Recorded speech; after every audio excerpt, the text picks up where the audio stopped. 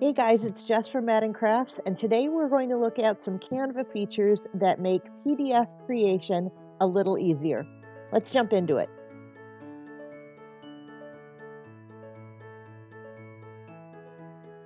Sometimes when I'm working on a project like this Halloween party invitation, I can go through a couple of different drafts before I find something that I really like. If I get to a point where I realize I like a previous draft more than the one that I'm currently working on, I will use the version history tool within Canva Pro. If you go up to the File button in the top menu and click on that, and then go down to version history, you'll see that this is a Pro-only feature. If I click on that button, it will give me all of the different versions of the project that I'm currently working on. So right now, this is the version that I see on my Canva canvas, but if I click back to the autosave version from 7 minutes ago, I can see a previous version of that same project. If I would like to go back to that version, all I would need to do is click Restore this version, and it will revert all of the changes back to this format. I also have the option of making a copy. So if I'm not sure I want to actually go back to this version, I can make a copy of it in a new tab and work on both options until I have the one that I like the best.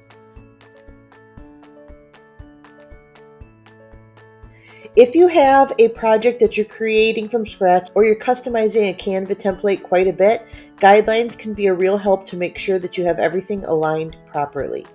What you'll want to do is to go over to the File button in the menu, hover over View Settings, and then select Show Rulers and Guides. And this will bring up a ruler that is both on the horizontal axis and the vertical axis. That's great if you're measuring things out, but you can also use it to create guidelines. Hover your cursor over the left ruler and then click and drag. And now you can place a guideline anywhere on your project. This is great because you can make sure that everything is aligned properly along that guideline. And if you'd like to add another, just go back to that left ruler, click, and drag it across. For a horizontal guideline, go to the ruler at the top of the page, click, and drag down. Now you can see if your elements are lined up the way they should be. And now everything on this side is left aligned, and my text box is aligned with the bottom of this photo. This is great for any project, but it is especially nice for multi-page projects because the guidelines are visible on every single page in the same place. So you can make sure that elements are aligned from one page to the next. So if something's going to be printed out as a 2-page layout, everything will be aligned instead of being kind of haphazard. These lines will not download with the project, so you don't need to worry about that line being visible when you download it either as a PDF, a JPEG, or whatever. These are only visible as you're working in Canva.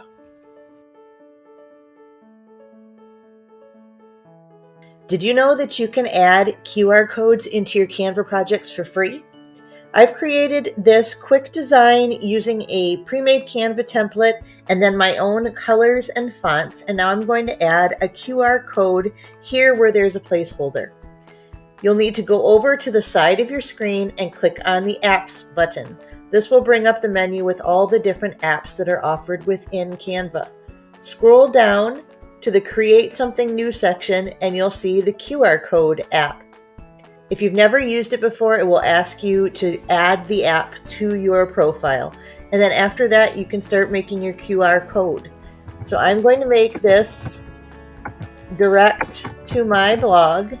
And then you can see here there's a drop-down menu for customize. You can customize the background color, but you want to make sure that you have enough contrast between the background and the foreground that other people's phones really pick up the QR code. But you can change the colors by clicking on the square and then either dragging and dropping the colors on the menu, or if you know the hex code, you can go ahead and add that right in. You can change the margin that goes around the QR code. I'm going to put mine at 5. And then just click the purple Generate Code button. This will add the QR code right into your project, and then you can resize it and align it to your project. And now you've got a functional QR code that people can scan to be taken directly to whatever site you would like it to. Did you know that Canva makes it easy to make graphs in your projects? Let me show you. If you're working in a project and you want to add a graph into your project, go over to the Elements tab and scroll down to Charts. Then click See All, and Canva will offer you several different types of charts. Let's go through those really quickly. You can create quick and easy bar charts by either typing the information into the data chart in the sidebar or by uploading a CSV file or importing information from Google Sheets. Once you have your information in your chart, you can adjust the settings in the Settings tab. And then you can also change the appearance of the graph using the menu bar at the top of the screen. Change colors, change spacing, change the roundness of the bars, the font size, and more. You can also create line graphs in Canva. It works the same way as the bar graph, has similar settings, and different ways that you can customize the way that graph looks. They also have specialty graphs like this packed circles chart, so you can display your information in a creative way. There are, of course, pie charts that work very similar to the other graphs.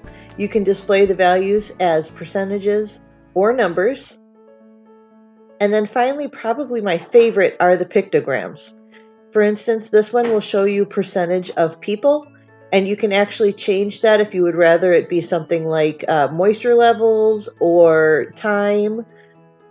And then you can adjust the total number of items that show in the pictogram. You can change how much of the pictogram is filled with this slider. And you can change the spacing of the items.